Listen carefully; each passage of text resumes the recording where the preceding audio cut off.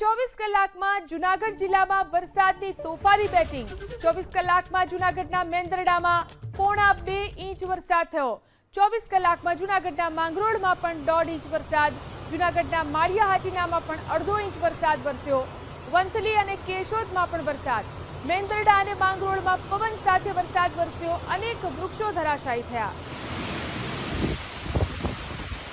જૂનાગઢ જિલ્લાની અંદર પણ તોફાની બેટિંગ વરસાદની જોવા મળી રહી છે। છેલ્લા 24 કલાકમાં જૂનાગઢના મેંદરડામાં 1.5 ઇંચ જેટલો વરસાદ થયો છે। મેંદરડા, માંગરોળ અને જૂનાગઢ શહેરના દ્રશ્યો છે।